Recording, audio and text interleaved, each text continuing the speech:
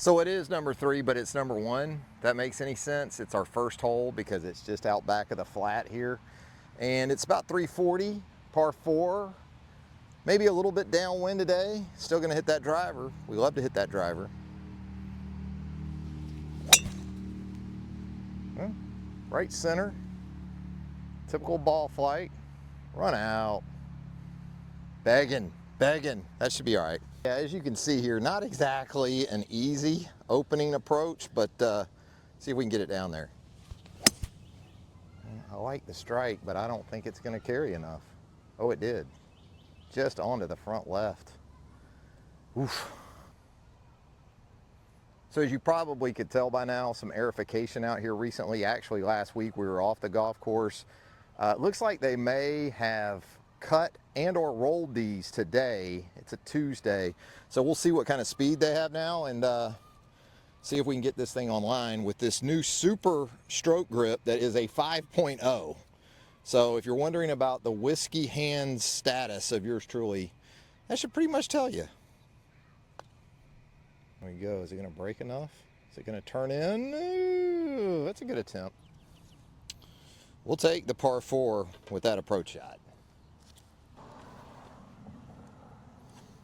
Kind of take you on the walk from 3 to 4 through the neighborhood here. This is actually a school pickup that we're passing through. There we go. Yeah, watch out for cars in the neighborhood.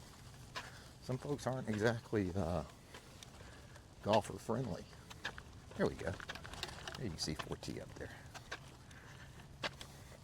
Par 4 fourth, going to play about 370. You probably recognize 3 and 4. We've featured these holes on the One Good Golf Hole series on our YouTube channel, but number 1 handicap hole on the golf course, according to the scorecard anyway. So dogleg left, pretty good distance. Right comes into play pretty quick in terms of trouble, so got to be mindful of that. And that'll work. It's center cut with a little baby draw. It's about as good as I got. All right, one of the great things about transitioning from winter to spring is that you get this lush return of the Bermuda fairways. The other side of that is you don't get quite the run out that you do with dormant, but about halfway there, and similar club to the last hole. Yeah, I got over the top a little bit. Well, I'm not gonna lie to you, this hole typically plays about like a par 5 for me. That won't be any different today. One thing they do like out here at Deerwood is their runoffs and their mounding. If you've watched the shows, the One Good Golf Holes, the par 3 driver guys that we've done from out here, you've already gotten an idea about that. Look, you can fly it up there if you want. I'm a little cowardly, probably a lot, not a little, when it comes to these kind of shots. So I'm gonna take this 9-iron, bang it through the valley of Bay Meadows, I guess we'll call it, and just try to run it up there to that pin. Into the hill. Yeah, we'll take that pretty much just about every time. Got a good par look. Yeah, I'm a coward. What about it? One thing about playing those safer shots is that in retrospect, we're always a lot more greedy about what we would have liked. It's like, oh man, just carry it a little farther up into that slope and you're another 5-6 feet closer. Before the shot, you were like, oh, 15, 16 feet for par, I'll give it to me right now. Well, that's about what we got here, and yet we're still greedy. So, pretty flat putt. See if we can squeeze out a par here. Oh, we got lipped. At least I got it to the hole, right? That's a start.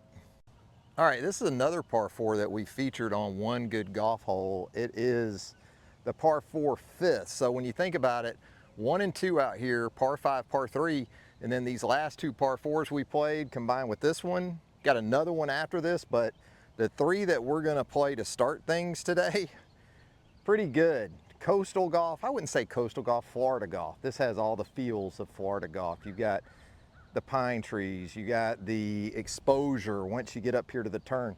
And off the tee, you see the water there to the right, and then water behind and a little strip running through there.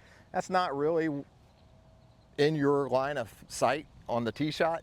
You're thinking more of those those bundle of pine trees straight through the fairway there, whether you hit driver, whether you hit hybrid here.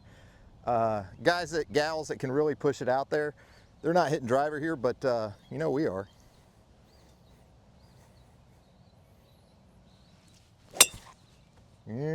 Got it going to the left. We hit it really good too. Yep. That'll be lie dependent over there in that left rough. We'll see what we got for a second. We're catching a little break today in terms of the weather, a little bit of cloud cover, a little bit of breeze, but in about a month, man, that structure right there, Comfort Station as they're called these days, that'll look really good, even 4 holes into your opening 9. We got a pretty good lie, so I'm gonna give this Heavenwood a shot, and obviously trouble left. I said the right water wasn't in play, but it obviously maybe impacted me a little bit, a little tug on that drive. Why is it, by the way, always that the pulls feel so good on contact? You ever notice that? So we're gonna just try to push this down there and get ourselves in position to maybe make a 4. Well, that wasn't exactly what we were trying to do, but looks like we've very much gotten away with it. Just short of the green, we'll have a little pitch to a front pin. All right, again, hit a worm decapitator to about here. No complaints with that outcome. Debated between the 9 and the stock sand wedge. I really like the sand wedge on these shots. And the ball's sitting up just enough to think it could work out all right. There you go.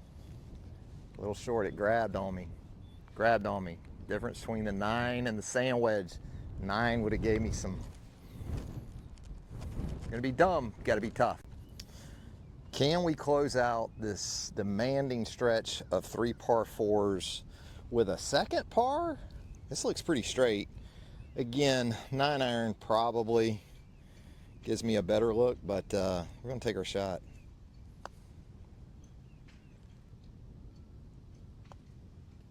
Oof, that's too hard to work for a bogey. Just in time before this rain, we're going to get out of here. It's been fun. 3 holes on a Tuesday with the par 3 driver guy. See you next time.